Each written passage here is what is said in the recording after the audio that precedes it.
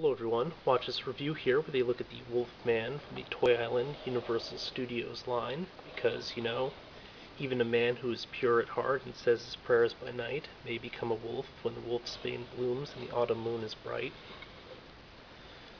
But hold on a second and I'll get him out of the package. I've gone ahead and released the inner animal from his outer packaging. He comes with the left leg of the monster, as well as a stand with a little card on it. This time it says extreme danger, which frankly is a little melodramatic. It's also not that great of an illustration. It's kind of tacky. It's not as nice as the Frankenstein one. Otherwise, very decent looking figure. Let's actually bring in Frankenstein for comparison.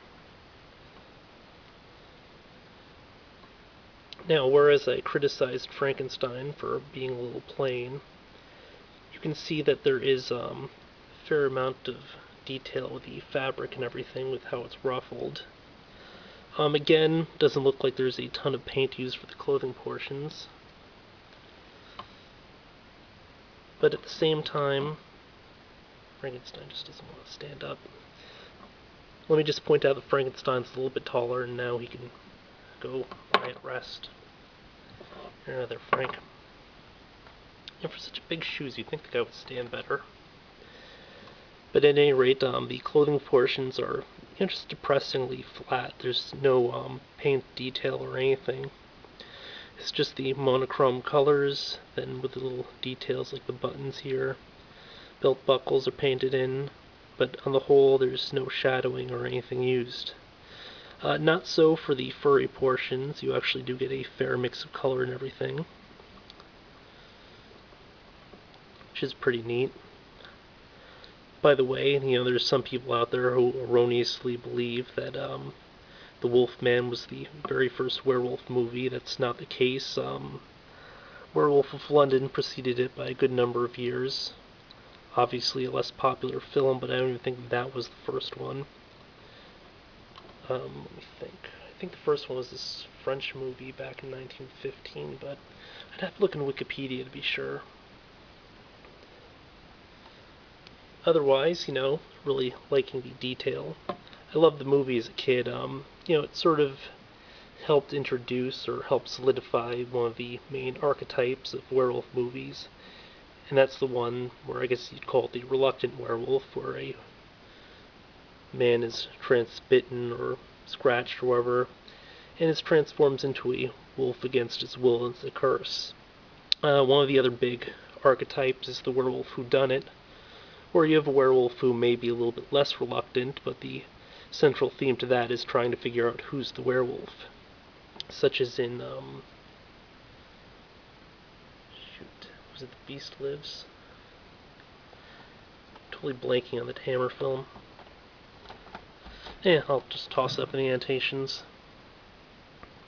I'm loving the detail in the face, although I don't think this is very accurate to the movie. The way that the nose is handled is kind of funny too.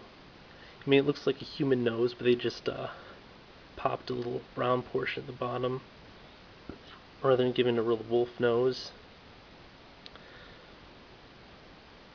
I could have sworn it was handled differently in the movie, but it's been a good number of years since I saw it. I don't know, I'd have to say it's a pretty decent looking rendition, but if you are a fan of the Wolfman, you definitely have your pick of Wolfmen out there, because there are a ton of werewolf figures, and this is a more human looking one, which is why it's a Wolfman, rather than, a more werewolfy werewolf. But quick run through of articulation, you have a point right here at the wrist. His palms are pretty cool. You could supposedly tell a werewolf by his hairy palms, so there's no hair on these palms. There's a light tanned paint. Then there's a darker use on top. Check out the wicked yellow nails, or whitish yellow. Really cool. Single jointed elbow. Ball socket here at the shoulder. Full range of motion. I do wish these figures would have like a cut joint at the bicep just so they'd be able to move their hands forward or whatever.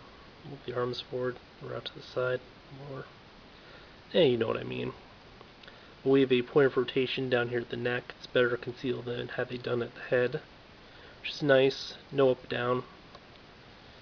Wish it would have up down, but they don't. Waist. You have the ball joint down at the hip with rotation. Single jointed knee. Then a point down at the ankle. Now, like with some of the other figures, I guess there are some mild balance issues, but he's a lot better than Frankenstein. Frankenstein's just notoriously hard to stand up.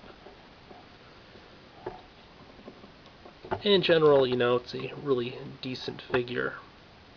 I just wish they'd have like foot pivot and stuff just to help balance him out a little bit. Well, I mean, he stands okay. So yeah, this has been a look at the Wolfman from the Toy Island's Universal Monsters series, Wave 1, and there would never be a second wave. Until next time, folks.